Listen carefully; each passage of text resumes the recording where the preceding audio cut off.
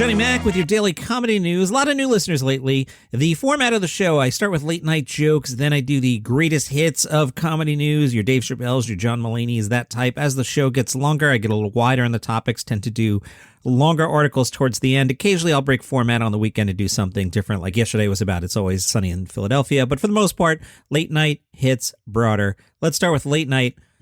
Did you see that according to newly released records, Donald Trump Jr. texted then White House Chief of Staff Mark Meadows, urging President Trump to condemn the violence? Seth Meyers joked. Then Trump Jr. texted again, said, fine, I'll tell him myself, just give me his number. Fallon, yeah, Trump ignored the advice of those closest to him, and also Don Jr., Kimmel. And then this text, he said, Dad, you have to stop this right now. And Dad wrote back, who's this? Colbert, you can't give Don that number. It's too risky. He might give it to Eric. Corden, Don Jr. texted Meadows, ask him to do something. Meanwhile, Eric Trump texted, does anybody know where my Paw Patrol slippers are? Kimmel, of course Don Jr. has spent the last 11 months praising his father's lack of action. Eric Trump didn't send texts at all. He didn't text Mark Meadows because, well, in fairness, he was stuck in a claw machine at Dave & Buster's. But Trevor Noah for the win. Now, clearly, Don Jr.'s text didn't work, which I'm honestly kind of glad of, because the only thing worse than an insurrection would have been to thank Don Jr. for stopping the insurrection. The Hollywood Reporter asked a few comedians about their most memorable fan interaction. Hassan Minhaj said, a college student ran up to me after my show in Boston and said, I plagiarized an entire Patriot Act episode on drug pricing, and I got a 98 in my paper. Hassan said, I've never been more flattered. That's how I pay it forward. Dave Bird, a.k.a. Little Dicky, get rid of the kids, when a fan pulled out his penis across the table and asked me to sign it. On the one hand, I was flabbergasted, disgusted, shocked. On the other hand, I respected it and was deep down honored. I signed his penis that day. Jeff Garlin will not be returning to ABC's The Goldbergs. Now, I'm laughing at my own notes. I wrote Jeff Goldblum. Now, wouldn't it be funny if Jeff Goldblum took over as the lead on The Goldbergs? Anyway, I digress. Why is Jeff Garlin leaving The Goldbergs? This follows an HR investigation that stemmed from multiple complaints about his behavior on the set of the 1980 set series. This is from the Hollywood Reporter.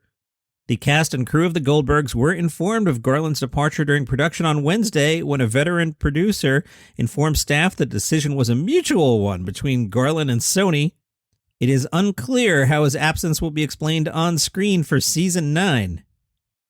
Sources note Garland was not expected to return for a potential 10th season of The Goldbergs should ABC opt to renew the series. You know what? Maybe it's time to wrap things up. From Yahoo, Trevor Noah sued his doctor and the hospital that the doctor works for negligence. Trevor says his life has been drastically impacted by a surgery. He reveals how bad the after effects of his surgery are by including that he, quotes, sustained severe and painful personal injuries, sustained severe nervous shock, mental anguish, severe emotional distress, and great physical pain. Yahoo writes that Trevor states over the last year he was confined to bed and home for a long period of time and had to receive additional medical aid and treatment from a different hospital. The trauma of it has cost him his, quote, enjoyment of life, unquote, over the past year. He also claims it affected his work. Yahoo reminds us Trevor took a long summer hiatus, remember? He was off from June 18th to September 13th.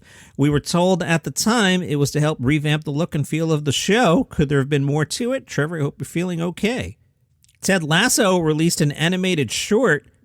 The 4-minute short features the cast, all the principals doing their voices, reprising their roles in claymation form.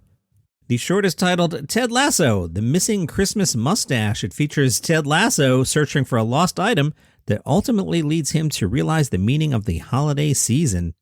You may recall the August 13th episode of Ted Lasso called Carol of the Bells had a claymation opening credits. At that time, series creator Bill Lawrence said, it'd be cool if we had a claymation Christmas special. He did not add nudge, nudge, wink, wink. They are currently writing season 3 of the comedy. The original plan was for the show to end after 3 seasons. Jason Sudeikis, much like Ted Lasso, wants to return home and be closer to his kids. It remains to be seen if the show will go beyond season 3. Could we do Ted Lasso without Ted Lasso? Perhaps Jeff Goldblum. Yes, I meant Goldblum when I said Goldblum that time.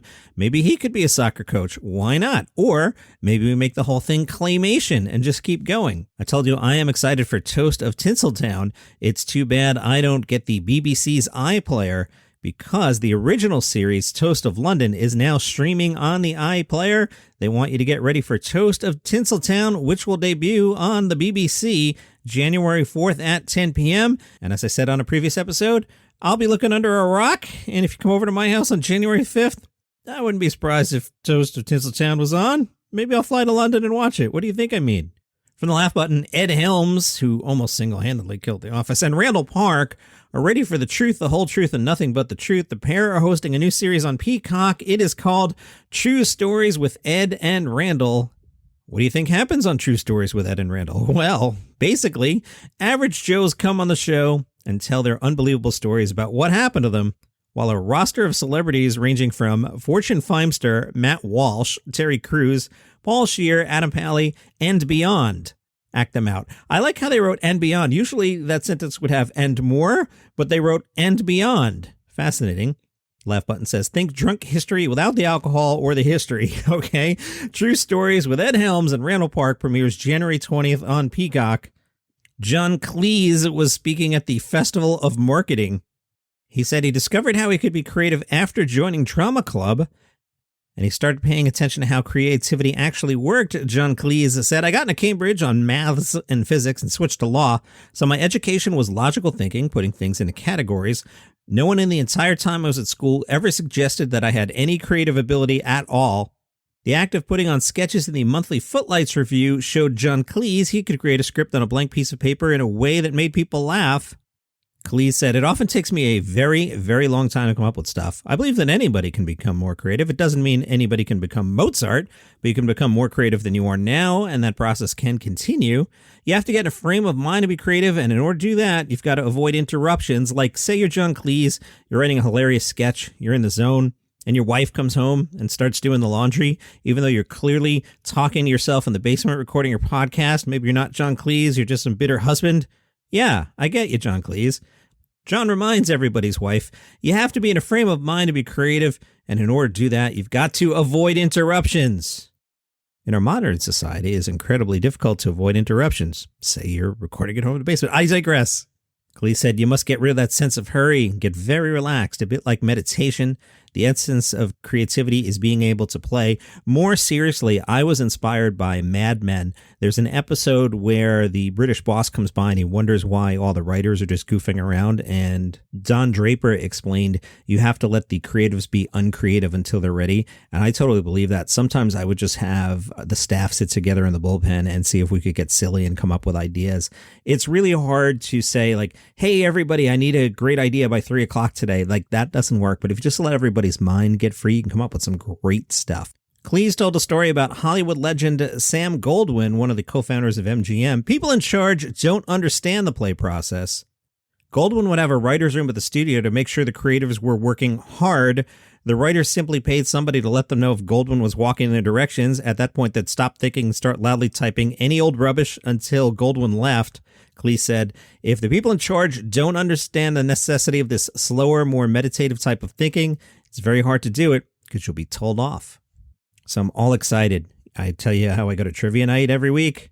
We won trivia night on Wednesday. Now, Dan Bublitz Jr. had gone to buymeacoffee.com/dailycomedynews to support the show. He had bought 3 coffees, but had told me to buy beers for my friend Glenn. Now, Glenn was under the weather on Wednesday, so nobody from my trivia team went. I grabbed my eldest daughter. We went, team of 2. We put in the team name Cheating on Our Phones. We thought it was funny. And guess what? We won trivia night. People who were with me have described me as buzzed. And I do recall getting very cocky. At one point, they put up a picture of Carol Burnett and a smaller bald man. And they were like, name the person with Carol Burnett. And I was like, millennials don't know who that is. And I was laughing. Come on, millennials. Who is that? You don't know. And then I quietly wrote Tim Conway on the paper. Anyway, I won trivia. Thank you, Dan Bublitz Jr. for buying a lot of beer, apparently. Did pretty well with $15 at the brewery. If you want to support the show, buymeacoffee.com/dailycomedynews. We'll see Wednesday night if I could defend my title as trivia champion. As you can tell, I'm very proud. Vulture did this series, Comedians You Should and Will Know. They mentioned Josh Johnson. Hey, Josh Johnson, when did you feel you were funny enough to make a legitimate go at comedy? Josh Johnson said, when I made the move from Chicago to New York, I definitely could not have imagined where I'd be now. But I had so much love, support, and stage time logged to Chicago that I felt it was time to take the next step. I remember I got to open for Dimitri Martin. I haven't mentioned Dimitri forever. I haven't played him on the Live by Live show forever either. What happened to Dimitri Martin? Josh said, I got to open for Dimitri Martin. He was so kind and complimentary after my set that I'd be lying if I said it wasn't a huge ego boost. Having one of the comics you've looked up to since you were little go out of their way to tell you you're funny and invite you to open for them again is for sure the type of cosign that makes you feel ready to see how far you can go. Then Vulture asked, if there were a 90s style sitcom built around you and your material in which you had to have a different job than comedian, what would be the title and logline? Great question. Josh said, this already happened. It's called Family Matters. I can only change the log line that I'm Urkel. Instead of a stand-up, my job is to terrorize the police.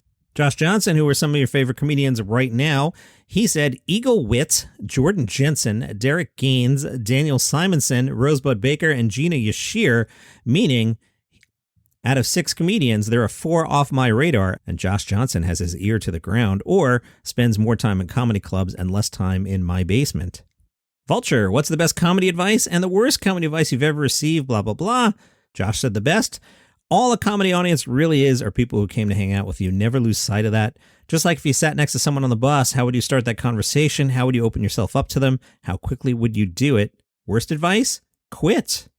From TMZ, Joe Coy may have kicked off a new singing career. During his comedy show, he surprised the audience when he brought out Boys II Men's Wanya Morris. Joe Coy even busted out his own vocals. They both sang the 1994 hit song, I'll Make Love to You. Bad news out of the UK from Chortle. The headline, the government has taken a sledgehammer to nighttime industries. Apparently a lot of comedy shows that were scheduled for this weekend shut down because of Omicron. Jessica Toomey runs the Frog and Bucket Comedy Club in Manchester. Great name. She told Chortle this weekend's shows had been sold out for months, but half the bookings have been canceled. Nick Mills runs 2 comedy clubs. They are called 21 Soho and 2 Northdown. He told BBC his sales have fallen off a cliff with about 40% of people who already have tickets not even bothering to show up. He revealed half the shows have been canceled. It's squeaky bum time. It's a panic. We thought we'd come out of it and we thought everything was on track. And we don't know how many times it can restart. The amount of cost and effort that goes in and the mental exhaustion from it all. Salaries are due and rents are due, and that won't change. And from CBR.com, the Mayhems are coming to the Disney Channel. This is an original live-action comedy series about the Mayhems, a family of supervillains attempting to live a normal life. The supervillains are Surge, Craniac, Flashform, Chaos, and Hartley. Hartley doesn't sound as scary as the others. Now that is your comedy news for today. I'll be here all week. I got plenty of stuff to tell you about. Hasn't slowed down yet. Got a full editorial calendar, so normal episodes all week. Meet you back here tomorrow. Follow the show on Apple Podcasts, Google Podcasts, Spotify, Good Pods, wherever you get your shows. See you then.